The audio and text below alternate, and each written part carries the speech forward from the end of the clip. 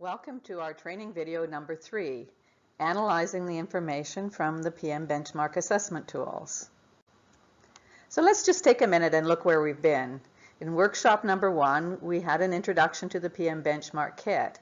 And at that time, we asked you to go back and familiarize yourself with the student text, the teacher's resource, and the student record forms. In workshop number 2, we looked at how to administer the assessment tools. And your homework was to administer the assessment tool with several students using the student record form pages 2, 3, and 4, and to bring one of your student record forms with you to this third session. Where are we going in this video? We are going to analyze the running record, understand how to recognize student reading miscues as miscues of either meaning or semantics, structure or syntax, or visual information or graphophonic cues, and we will calculate the reading level. Before we analyze the information that you collected on the student record form, we'll spend a little bit of time talking about the role of the reader. So as you know, a reader really has to have 4 competencies to be a successful reader. They need to be a code breaker. In other words, a reader who uses word-solving strategies, uses language conventions, text features, visual aids, and has a high-frequency vocabulary and knows how to decode words. We also need to be meaning makers and text users and text analyzers to be a competent reader.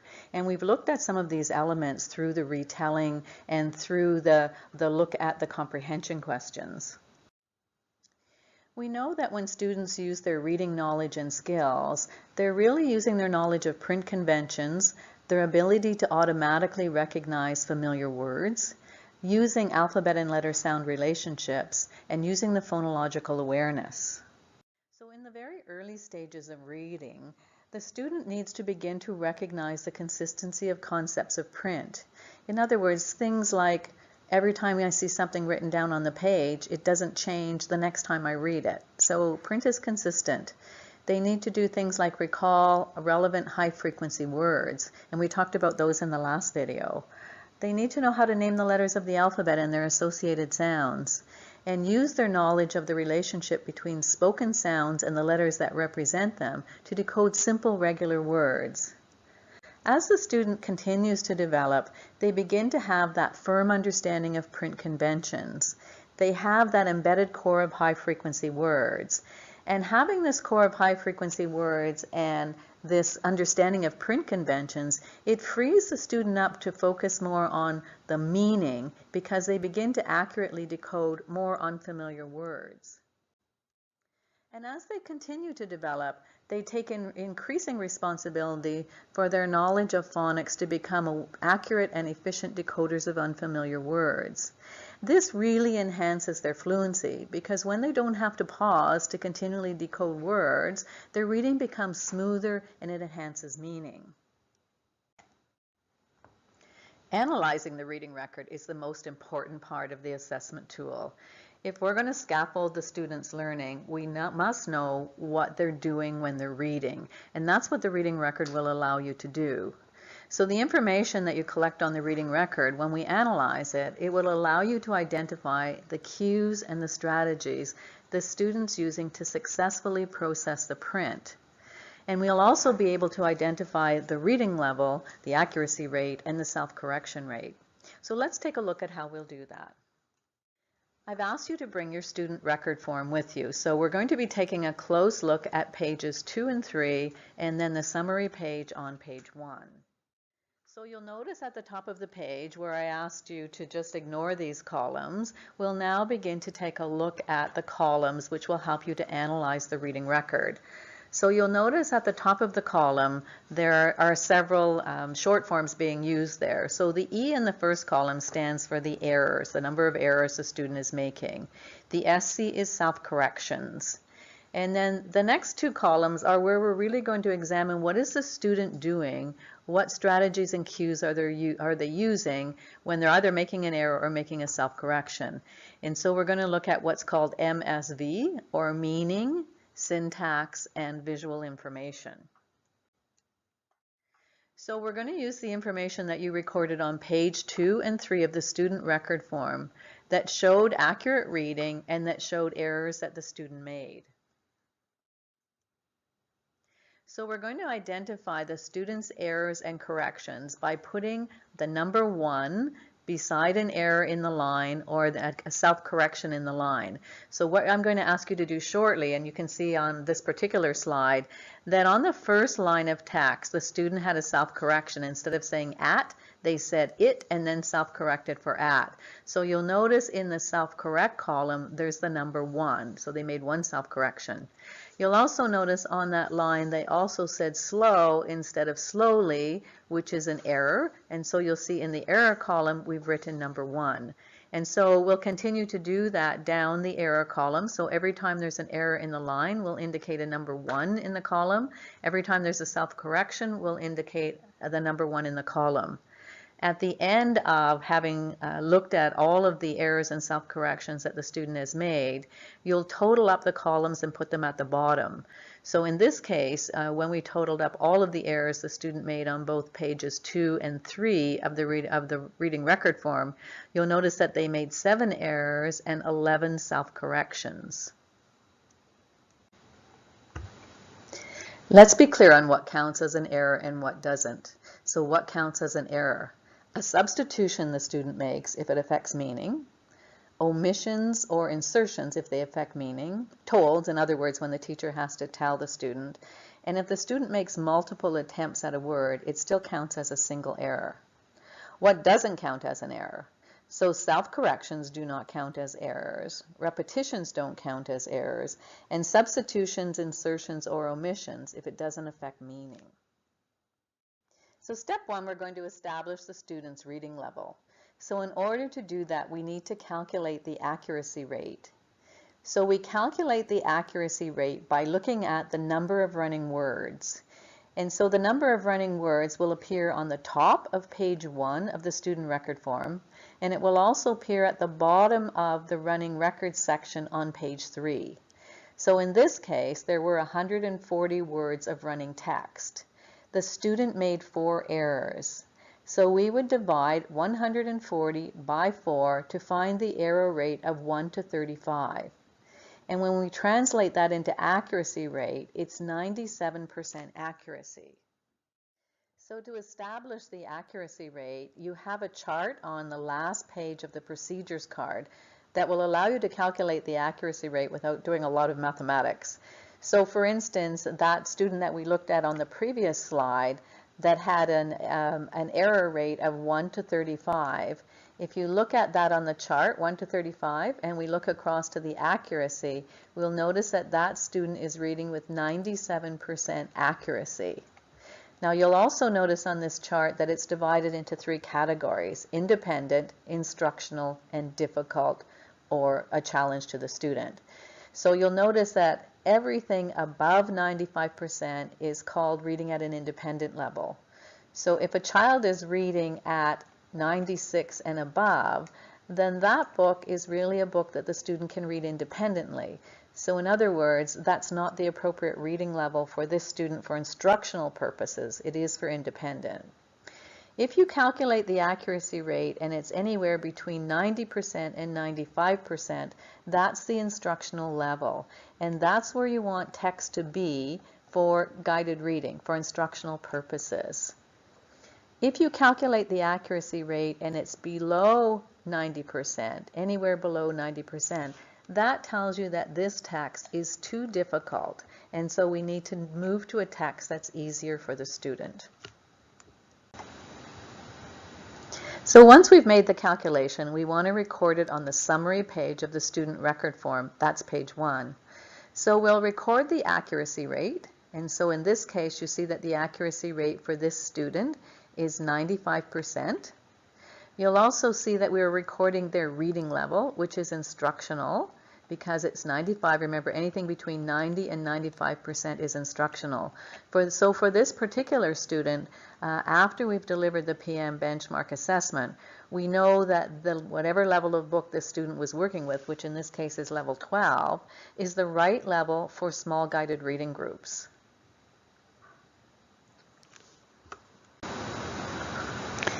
Now you're going to have an opportunity to look at the accuracy rate and the reading level for one of the students that you have assessed.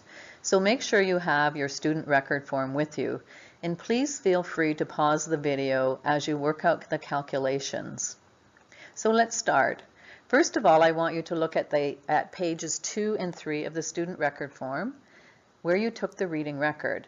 So I want you to first of all count the number of errors and place them in the error column. Count the number of self-corrections and place it in the self-correction column. And then write the totals at the bottom of the columns on page 3 of the student record form. Now we'll calculate the accuracy level and the reading level. So you will divide the number of running words by the number of errors to obtain the accuracy rate.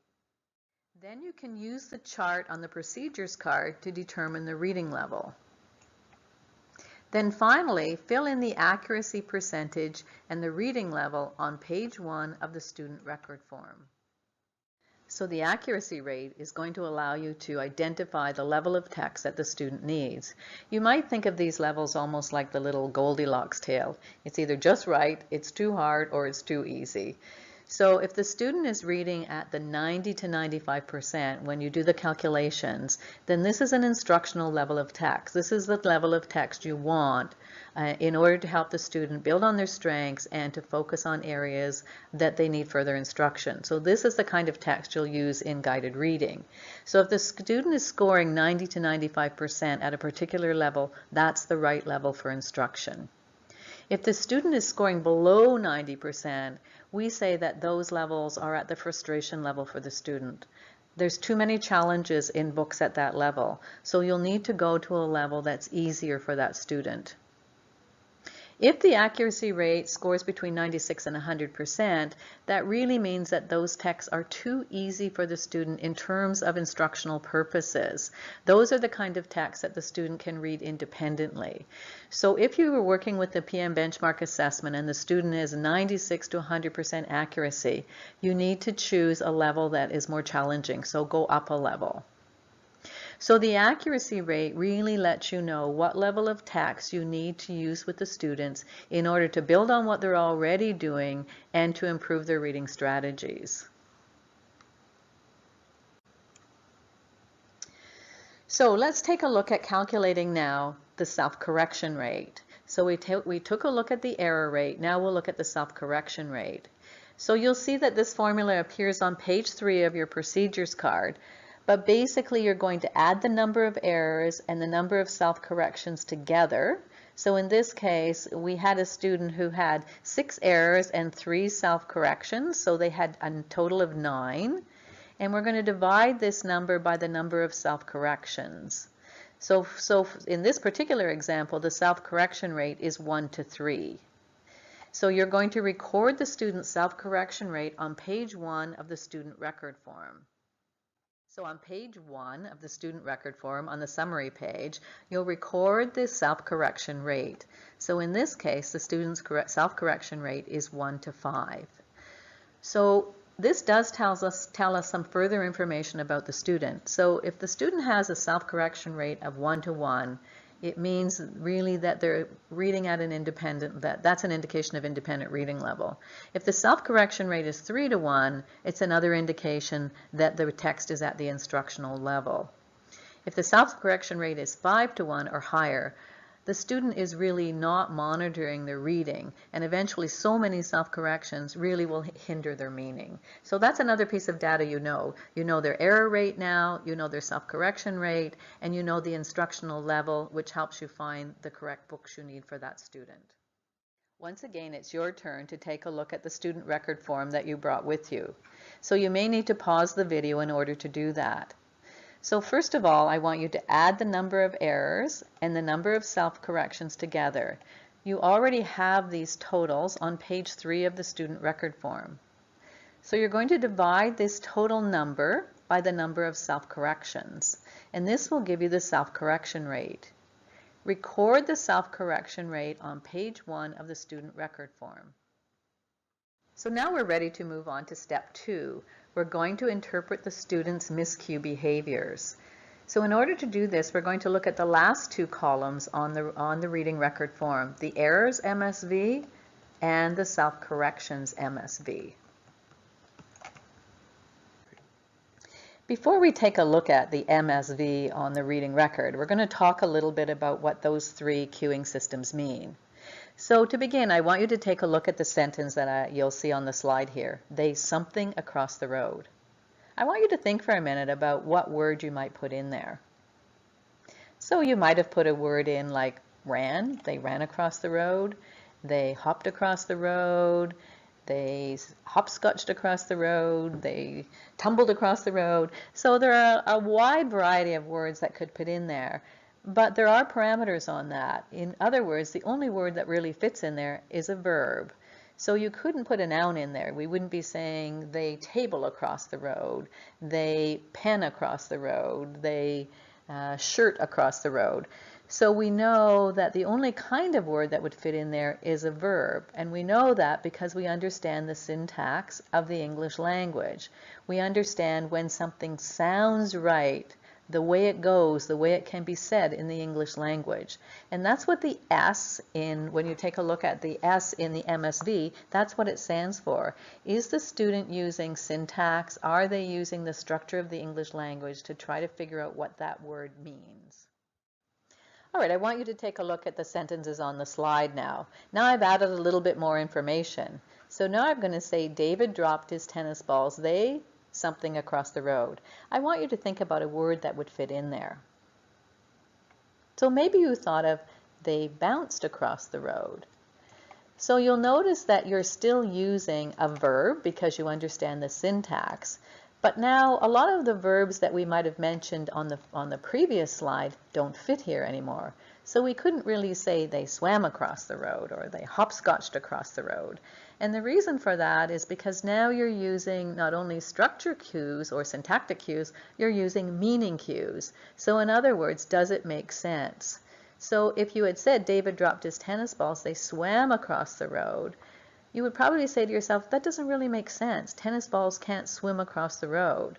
So we use meaning cues to help us understand words in a text.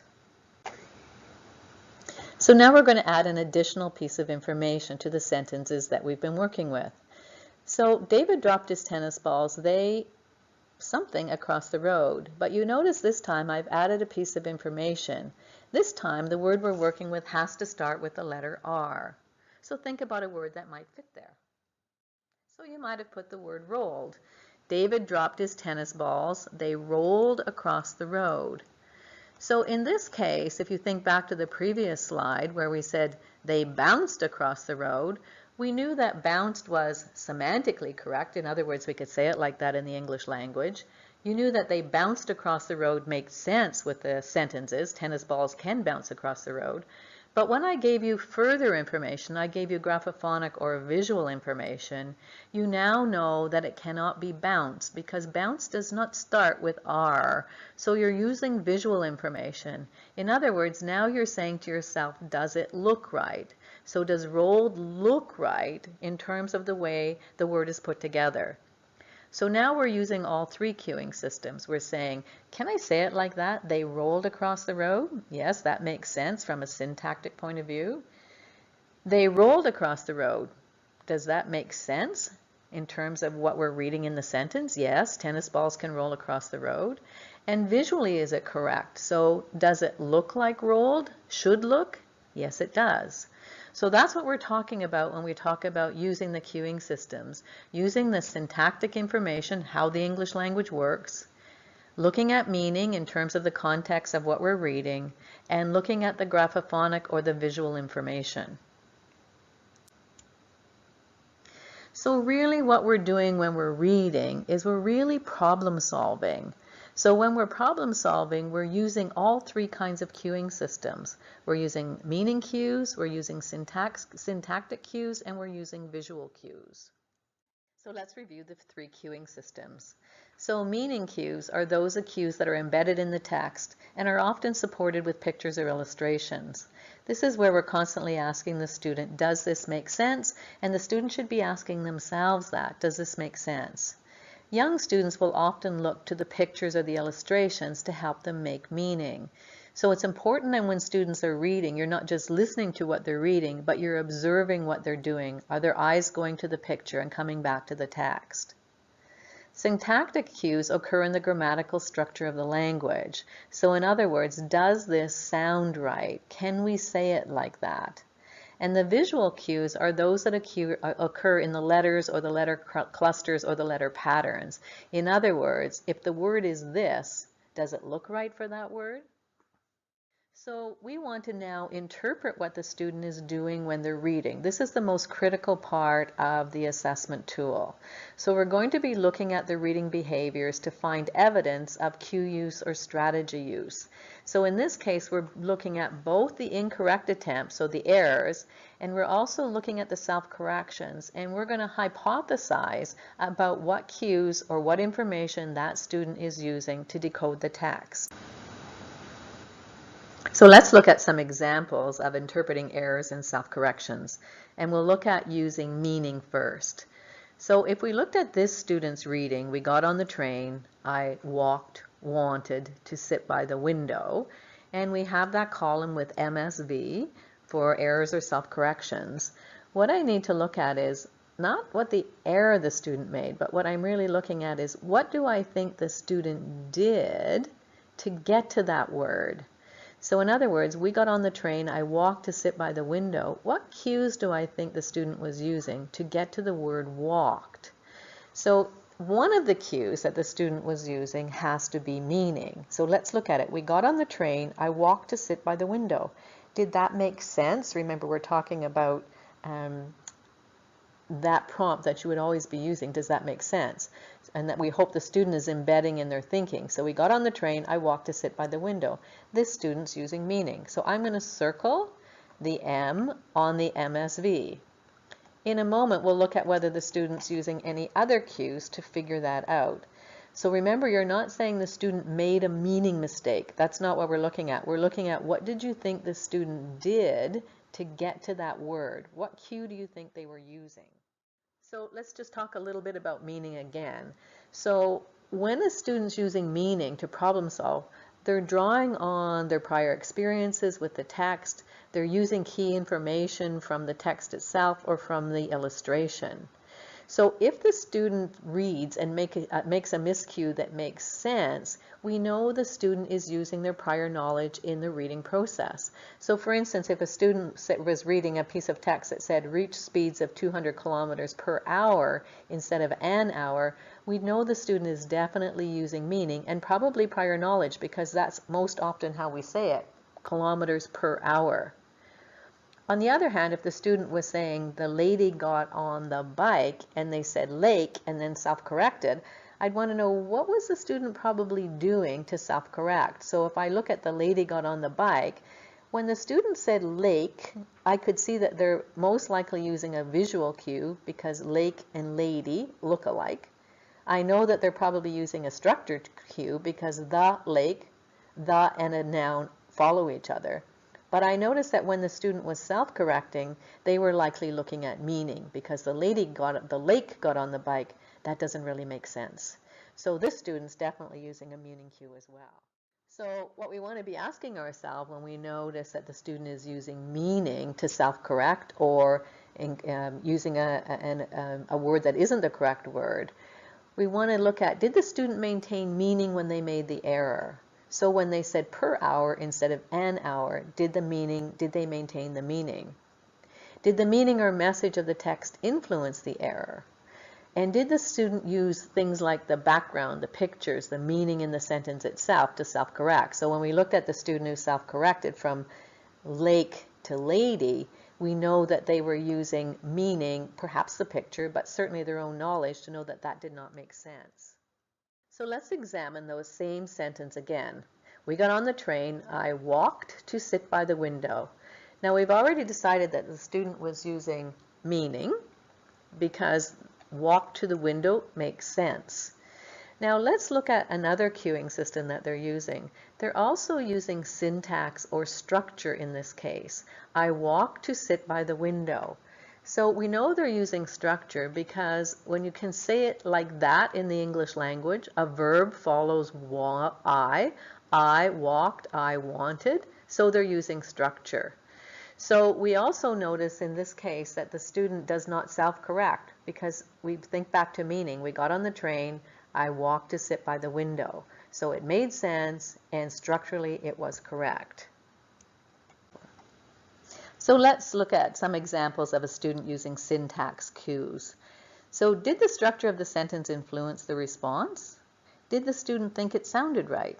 So let's look at these two sentences. It is very important to be prepared for an emergency. And look at the structure of the sentence. So the student was using syntax to figure this out, a and an. And let's look at the second one. A boy is broken his arm. Now you notice this student self-corrected. A boy is broken his arm. Likely the student started to say to themselves, this doesn't really sound right, and self-corrected to has. A boy has broken his arm. So it's really that does it sound right? So in the first sentence, it is very important to be prepared for an emergency. We can say it like that. It makes sense. So let's look at the use of another cueing system when we're analyzing what the student is doing when they're reading. This time we'll look at the visual or graphophonic cues.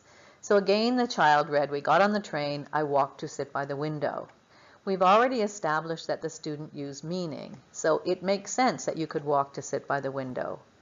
We've already established that the student was using structure or syntax because it does sound right, I walked to sit by the window.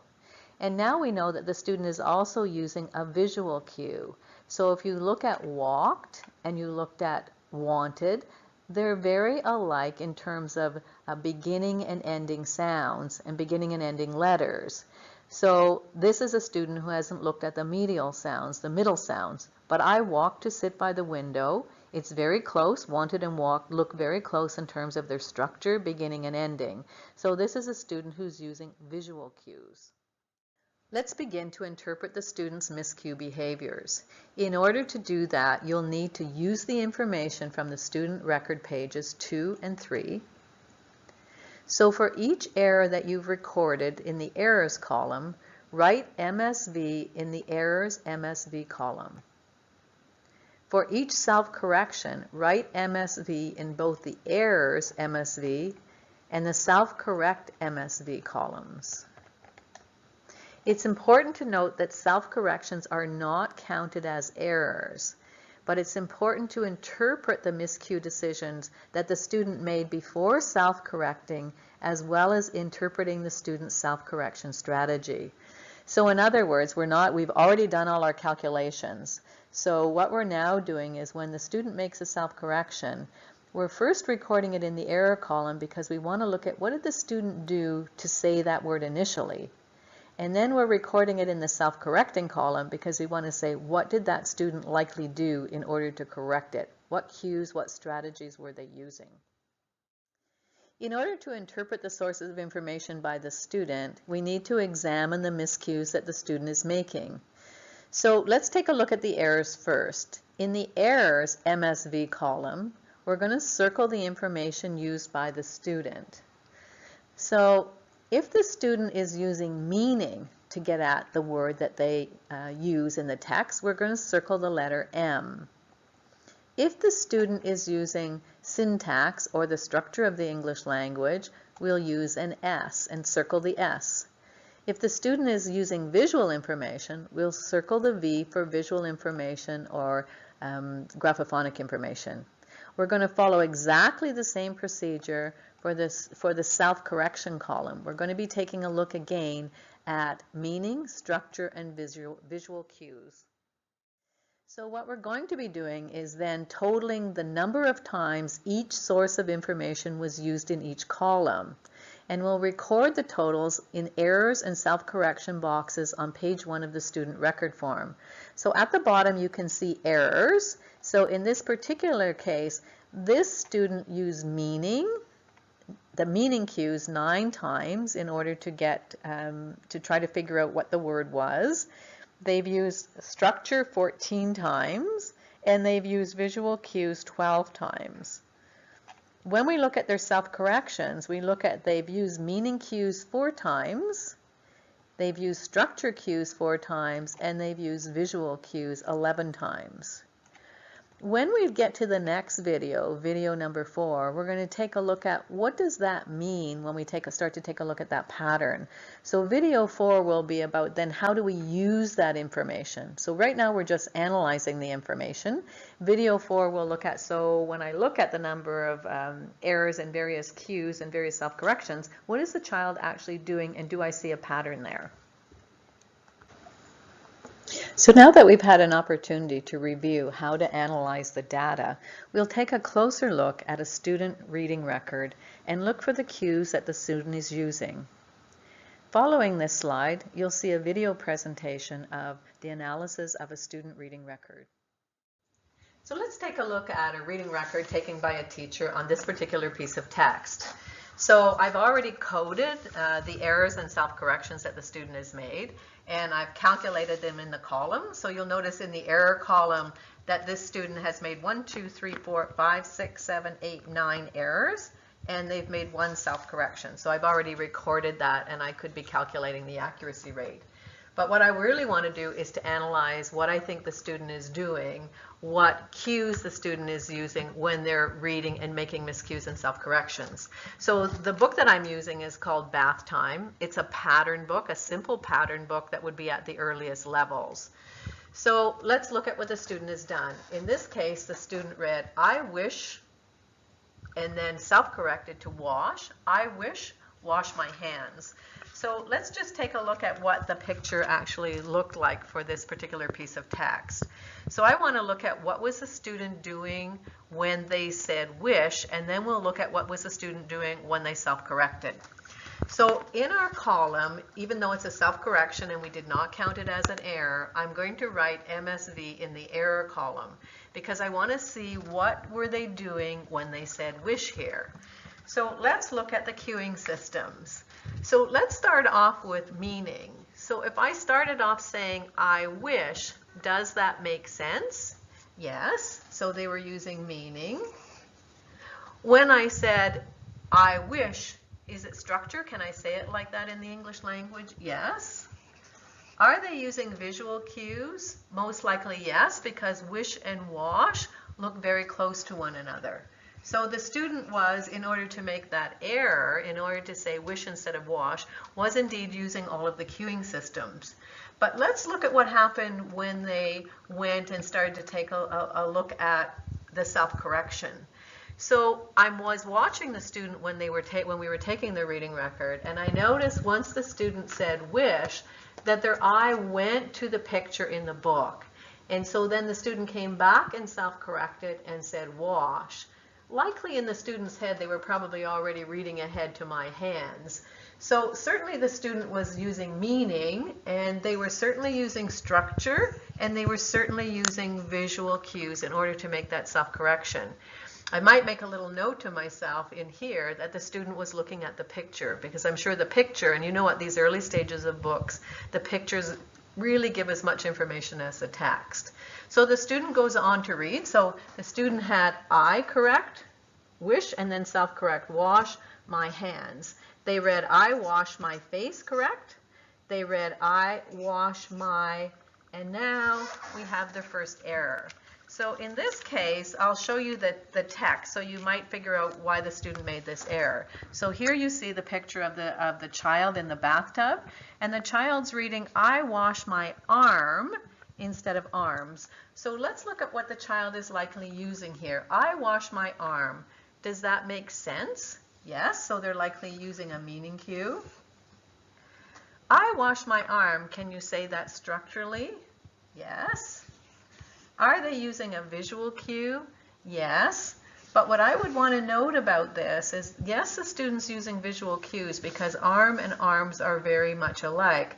But what I would also notice is, when I really analyze this, is I'll start to take a look at that the student didn't look through to the end of the word. So they were likely using the picture cue, but they were not looking through to the end of the word. So they were using the word and they were using the picture, but they didn't look through to the end. So yes, they were using visual cues, but they weren't looking through to the end of the word.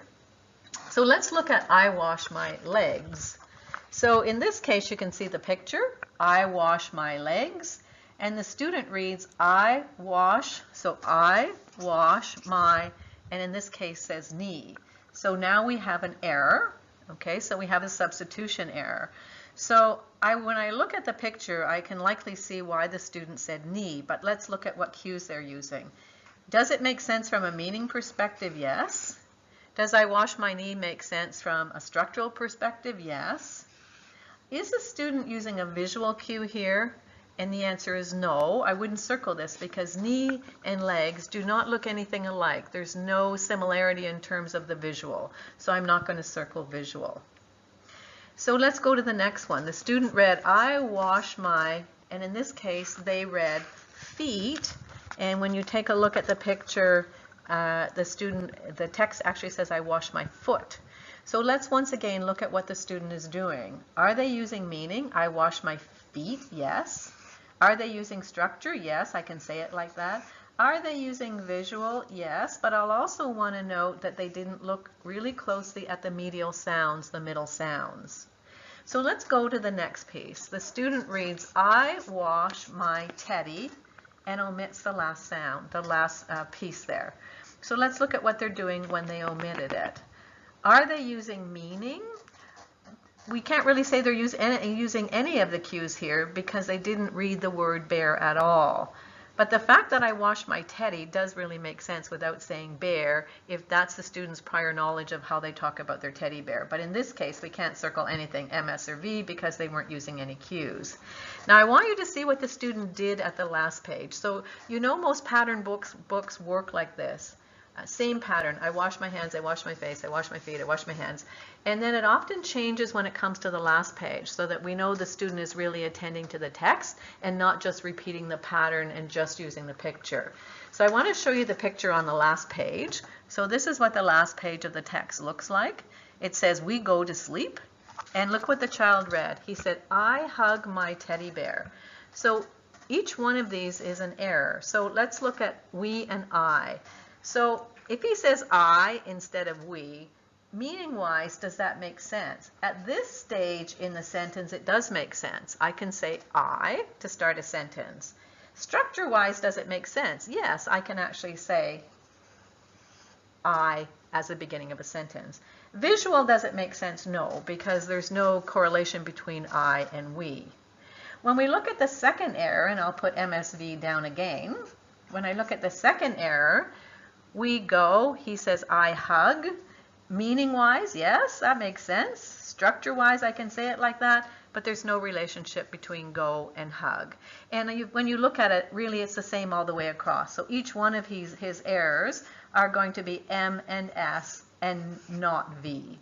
So what we want to do at the end is really to begin to look for a pattern in this student's work. So what I'm going to do then would be count up all the times that the student used meaning, all the times that the student used structure, and all the times that the student used visual cues. So I would total those up. And then I would do the same in terms of the self-corrections. And since there was only one self-correction, I'll notice that they used meaning once, they used structure once, and they used visual once. But if I look here, they're using meaning 1, 2, 3, 4, 5, 6, 7, 8, 9. They're using structure 1, 2, 3, 4, 5, 6, 7. I think it was 7. 1, 2, 3, 4, 5, 6, 7. Oh, so not count that one because it's not an error. Sorry. 1, 2, 3, 4, 5, 6. I got to finish up this one. Okay. So we'll total that, and we'll total visual. So in visual, we've got 1, 2, 3. 3 times they're using visual cues. So when we move to the next training session and we start to look at this is really what I want to look at. I want to look at what the student's attending to and which cueing systems they probably need more practice in or more instruction in.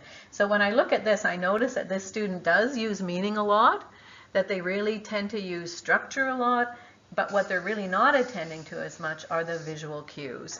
So when I move to instruction for this student, I'll be taking a look at helping them process visual cues in a better way. So hopefully that gives you just a little hint about, a little demonstration about how you would interpret the reading record that you've taken on the student. In this workshop, we've now looked at how to calculate the error rate, the self-correction rate, the accuracy rate, and to look at the reading level.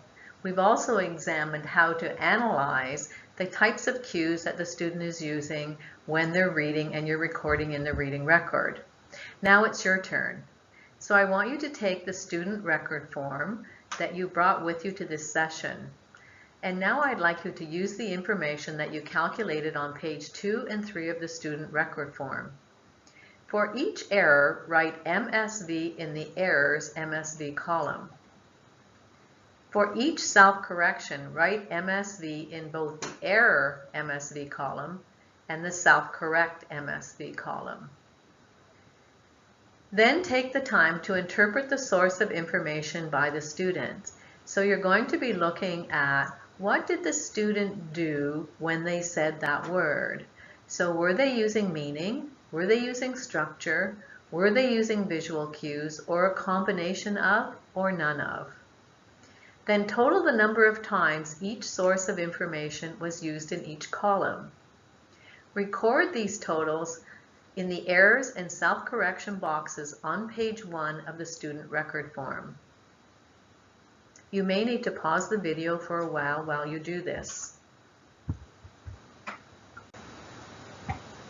Now that you've analyzed the reading record, we're going to take a look at the reading behaviors observed during the reading record section of the student record form. This is on page 3.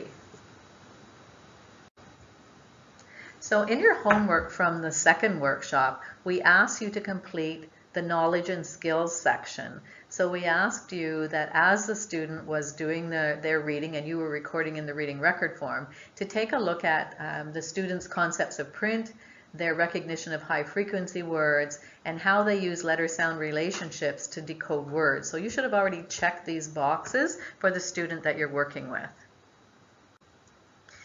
We asked you in workshop number 2 not to do this section, the section called strategies. So we're going to take a look at this section now. So while the student is reading and you're recording and coding what they're saying, you also want to be thinking about the following things. So you want to think about, did the student adjust their pace of reading? So did they slow down? Did they read more quickly?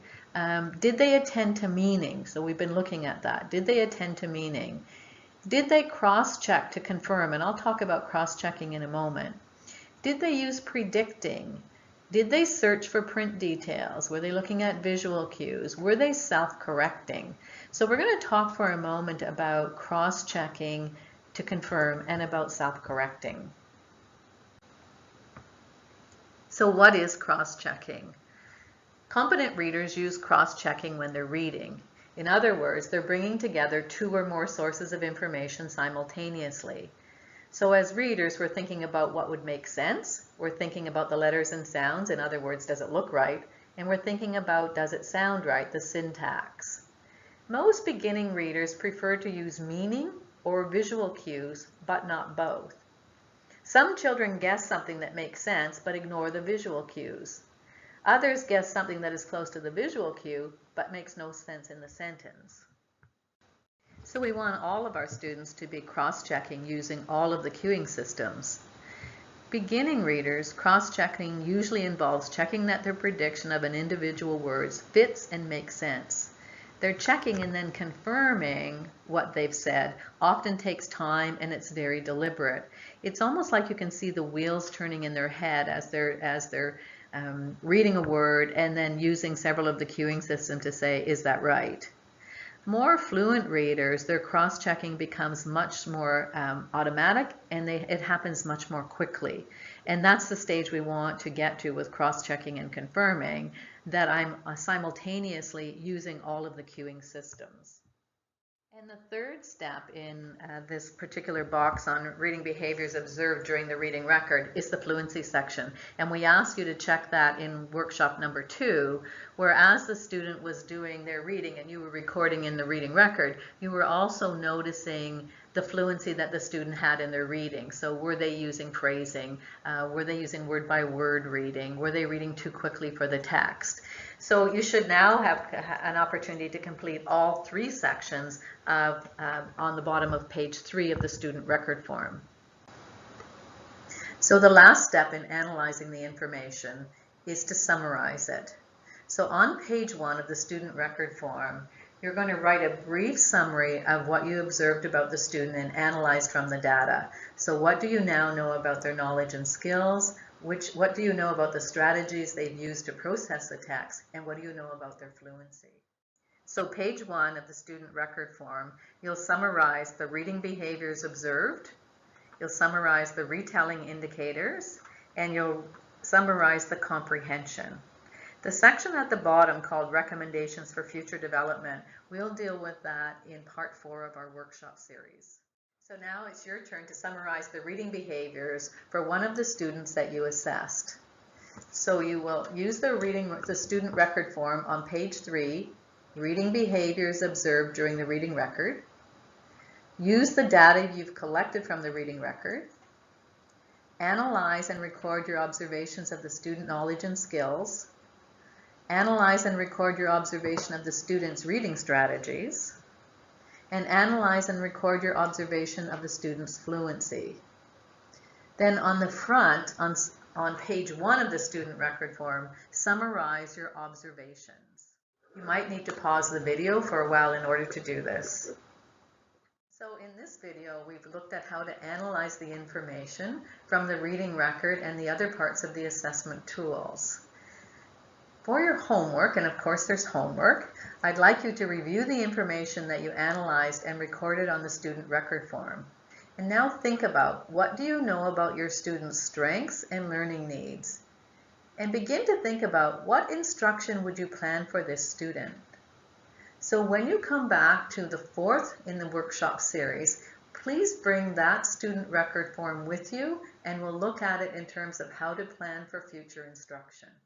Part 4 in our workshop series, we'll look at how to plan for instruction based on assessment data. So the PM Benchmark tool will allow you to look at what the student's doing when they're reading in terms of cueing systems they're using. It will allow you to look at comprehension and fluency. Now the important thing is, what am I going to do with that student on a daily basis in my classroom? And that's what we'll do in session 4. How to plan for instruction based on the data that you've just analyzed. See you next time.